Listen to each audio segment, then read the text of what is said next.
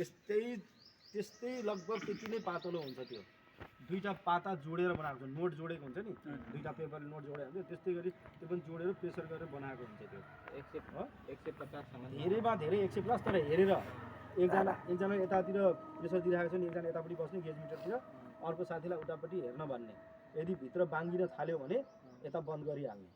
यता बन्द गरेर यसको रातोमा पनि 150 दिँदा हुन्छ कि कसो रातोबाट पनि 150 दिँदा हुन्छ तर हामीले लो प्रेसरबाट दिँदाखेरि अलिक बढी देखाउँछ कि यहाँनिर जस्तै यसको 150 यहाँ छ भने यसको 150 कहाँ छ 150 यहाँनिर छ नि कति डिफ्रेन्स छ नि ठ्याक्कै डबल 150 यसको यहाँ छ भने चाहिँ यसको 150 यहाँ छ नि ल अलि ठुलो पनि देखायो अनि हामीले कम प्रेसर दिनु छ भने हाई प्रेसर किन युज गर्नु पर्यो हाई प्रेसर युज गर्नु पर्यो नि हाई प्रेसरको मान यहाँनिर एउटा मानौ यसको एउटा डन्डाको मान 1 होला यसको एउटा डन्डाको मान 2 हुन्छ डबल हुन्छ हैन त्यसरी राखेको हुन्छ त्यो अनुसार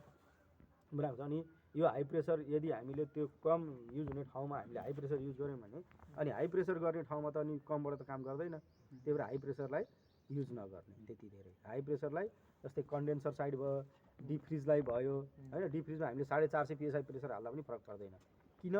त्यसमा कन्डेन्सर पनि फलामको हुन्छ इभापोरेटर पनि फलामको हुन्छ बाहिर देखिएको पाइप कपर पाइप हो त्यसमा त फरक परेन प्रेसर हाले पनि तर त्यसमा चाहिँ के हुन्छ एल्युमिनियमको हुन्छ कुच्चिन्छ भाङ्गिन्छ र कम प्रेसर युज गरेर डोरमा एल्युमिनियम हुन्छ केमा किसमा एल्युमिनियम हुन्छ सिंगल डोर रेफ्रिजरेटरको हुन्छ नि त्यो इभापोरेटर त्यसमा त्यो एल्युमिनियमको हुन्छ कि हैन त्यो लो प्रेसर साइड भयो यसले अर्को चाहिँ किनभने यसले भ्याकुम पनि गर्न मिल्छ यसबाट भ्याकुम गर्न मिल्दैन यसमा भ्याकुमको देखाएको छैन है यसबाट भ्याकुम गर्न मिल्छ यहाँनिर यो माइनस यहाँ 30 देखाएको छ नि यो 0 देखि -30 0 भनेको हाम्रो एटमोस्फियरको प्रेसर हो के 14.7 psi त्यो हो यो देखाएको छ 0 हामीले प्रेसर दिनु पर्यो पनि यही बाटो दिनु पर्ने हो सानो सिग्नल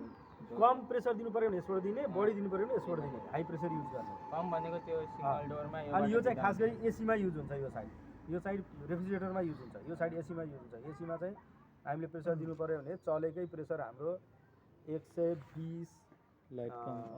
120 115 psi प्रेसर चाहिँ सक्सन प्रेसर हुन्छ सक्सन प्रेसर भनेको अब यसमा हामीले जुन प्रेसर हेर्छौँ नि त्यो प्रेसर भनेको सक्सन प्रेसर हो यो भनेको सक्सन साइड हो नि त लो प्रेसर साइड हो नि त त्यसमा पनि लो प्रेसर साइड हुन्छ हैन त्यो देखाएको हुन्छ ग्यास चार्ज भ्याकुम गर्ने बेलामा चाहिँ त्यसमा पनि यसबाटै भ्याकुम गर्ने एसीलाई पनि यसबाटै भ्याकुम गर्ने ग्यास चार्ज पनि गर्न सकिन्छ तर बन्द भयो भनेदेखि यसको ग्यास चार्ज बढी हुन्छ बढी भएको हुनाले यहाँनिर गेज मिटरको पाइप यो गेज मिटरको जुन भित्रको जुन टेन्सन बनाएको हुन्छ यसले कति बियर गर्ने भने बनाएको हुन्छ यसले कति बियर गर्ने भने बनाएको हुन्छ यसमा हामीले धेरै ग्यास हालेर चलायौँ भने सक्सन प्रेसर त कमै देखाउँछ तर कुनै बेलामा लाइन गयो भनेदेखि यो चाहिँ निडल के हुन्छ निडल घुमेर आएर पुरै यो 250 भन्दा माथि गइहाल्छ चलेको बेलामा के हुन्छ रेफ्रिजरेटर हिट हुन्छ नि त हिट भएको बेलामा प्रेसर हाई देखाउँछ नि हाई प्रेसरमा काम गरिरहेको हुन्छ हाई प्रेसर भएको बेलामा के हुन्छ हाई टेम्परेचर पनि हुन्छ अनि हाई टेम्परेचर भने प्रेसर पनि बढ्छ हो ल अब यसको चाहिँ अब यो गेज मिटर युज गर्नु छ भने यसको तलको भाग युज हुन्छ यो भने कमन भयो यो पहेँलो यो कलर किन गरेको छ भने पहेँलोलाई कमन भनेर कलर गरेको छ इन्टरनेसनल कलर भयो यो हामीले पहेँलो लगाएको छ यतापट्टि रातो लगाएको छ यता निलो लगाएको छ अब मानौ यो कहीँ छ अब हामीले यतापट्टिबाट हेरेर युज गर्नु पर्यो भने चाहिँ हामीलाई कुन गेज मिटर युज गर्नु छ त निलो युज गर्नु छ लो प्रेसर छ भने निलोको पाइप समातेर काम गर्ने हैन हाई प्रेसर छ भने रातोको पाइप समातेर काम गर्ने हामीले गेज मिटर कुनमा के लगाएको छ हेर्नु परेन नि तर अब हामी के गर्छौँ हामीलाई कमसेकम जम्मा 2टा मात्रै युज हामीलाई 2टा मात्रै पोर्ट युज भइराखेको हुन्छ जतिखेर पनि लगभग अनि हामीले के गर्छौँ कुनै न कुनै पहेँलोलाई यता रातोलाई उता हामीले युज गरिराखेको हुन्छ सकभर पहेँलोलाई बिचमा युज गर्नु रातोलाई रातोमै युज गर्नु येल्लोलाई के अरे निलोलाई निलोमै युज गर्नु त्यो गरेपछि के हुन्छ कन्फ्युज हुँदैन काम गर्ने बेलामा अब सिकिसकेपछि जसरी पनि काम गर्छ जसरी हामीले वायरिङ सिकिसकेपछि हामीले जसरी पनि काम गर्छौँ नि हैन बत्ती त बाल्छौँ तारलाई ल्यान्डफ्यान झुकाएर पनि बत्ती त बल्छ तर त्यो त राम्रो देख्दैन नि त्यसलाई पनि मिलाएर फिनिसिङ गरेर बाँधेर लिस्टिक राखेर कसरी हुन्छ पाइप हालेर राम्रो देखाएर काम गरेपछि के हुन्छ ए राम्रो काम गरेछ भन्ने हुन्छ त्यस्तै गरी यसमा पनि यो जुन हो साइड त्यही साइडमा युज गर्ने अनि यो पहेँलोलाई युज गरेपछि के हुन्छ पहेँलो कमन हो भन्ने हुन्छ अनि कमन चाहिँ हामीले के गर्ने हुन्छ भ्याकुम गर्ने प्रेसर दिने होइन जे गर्नु चाहिँ कमनबाट युज गर्छौँ अब अहिले चाहिँ कमनको काम छैन किन छैन कमन काम भनेको अहिले ग्यास चार्ज गर्ने बेलामा हुन्छ हो अब हामीले अहिले यसलाई युज गर्छौँ लो प्रेसर साइडलाई यसमा के छ भ्याकुम छ अब हामीले यसलाई के गर्ने हो भ्याकुम सर यो दुईटाले गर्ने काम त्यो बिचकोले पनि गर्न मिल्यो भन्नाले के भन्न खोजेको त्यो मतलब यो यसले र यसले पाइप गर्ने एक्सचेन्ज काम- गरेर केही फरक पर्दैन होइन पाइप नै के सर यसले र यसले गर्ने काम यहाँबाट पनि गर्न मिल्छ यो पोर्टै फरक छ नि यो त कमन पोइन्ट हो मात्रै कमन पोइन्ट हो यताबाट यता पनि जान्छ यता पनि जान सक्छ नि ग्यास त हामीले अहिले बाहिर कम्प्रेसर राखेर हामीले भ्याकुम गर्छौँ भने नि यो चाहिँ कम्प्रेसरको केमा लगाउनु पर्यो भ्याकुम गर्नु पर्यो भने त्यो कम्प्रेसरको केमा लगाउनुपर्छ त त्यो कम्प्रेसरको बाहिर राखेको कम्प्रेसरको सर्भिस कम्प्रेसरको सक्सनमा राख्नु पर्यो नि अनि त्यसले तान्छ डिस्चार्जमा राख्यो भने के हुन्छ त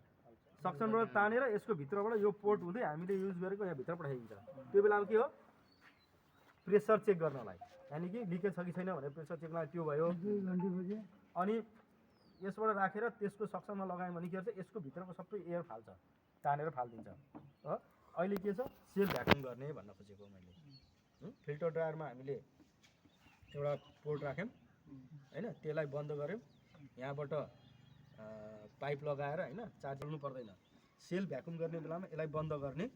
ठिक सेल भ्याकुम सेल भ्याकुम भनेको अहिले हामीले जुन गर्छौँ सिस्टमको कम्प्रेसरले सिस्टमलाई भ्याकुम गर्छ त्यो भनेको सेल भ्याकुम भयो त्यो बेलामा यसलाई बन्द गर्ने यसलाई बन्द गरेपछि यसको पोर्ट बन्द गर्छ यो पोर्ट खुल्लै हुन्छ यसको यहाँ माध्यमबाट सबै हावा तानेर यहाँबाट यसले फाल्छ कहाँबाट फाल्छ त्यहाँबाट फाल्छ अनि यसमा देखाउँछ फाल्छ त्यहाँबाट देखाउँछ यसमा सेल भ्याकुम यो पनि बन्द गर्ने यो पनि बन्द गर्ने यो त काम छैन भने यो बन्दै गर्ने हो काम नभएकोलाई बन्दै गर्ने हो यो युजमा छैन यो अहिले युजलेस छ हाम्रो लागि होइन अहिले यो भयो अनि बाहिरको कम्प्रेसरबाट भ्याकुम गर्न पर्यो भने के गर्नु पर्यो यसलाई खोलेर गर्नु पर्यो यसलाई खोलेपछि मात्रै यसको पोर्ट खुल्छ होइन पहेँलोको पोर्ट खुल्छ र पो पहेँलोले यहाँबाट सबै तानेर त्यहाँबाट बाहिर फाल्छ हामीलाई यो खोल्यो भने के गर्छ त्यो चल्छ भने यहाँबाट एयर तानिदिन्छ ल चल मैले यो भल खोलेको छु है त यो भल खोलेको छु यो भल खोलेको हुनाले यहाँबाट एयर तान्छ ल प्लग हाल यहाँ अन पनि गरिहाल ल चल चल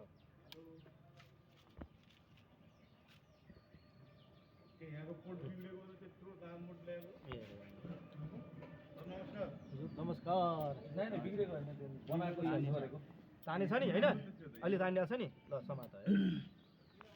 अब यो मैले बन्द गरेँ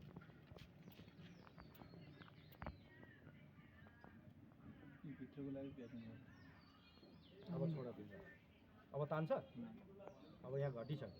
अब त्यहाँ फालिरहेको छ फिल्टर ड्रायरबाट एकछिन राखेर छोड्नु यसरी पनि भ्याकुम गर्न सक्यो सेल भ्याकुम हो यसमा अर्को कम्प्रेसर चाहियो यसरी गर्दा सर यसरी गर्दा के फरक हुन्छ अर्को कम्प्रेसरबाट अर्को कम्प्रेसरबाट केही फरक हुँदैन यसरी गरे पनि हुन्छ यसरी गरे पनि भयो त्यो कम्प्रेसर लिएर दकुर्नु परेन भ्याकुम पम्प लिएर दकुर्नु परेन त्यसैबाट भइहाल्यो है ल एकछिन हाल्ने तलै राख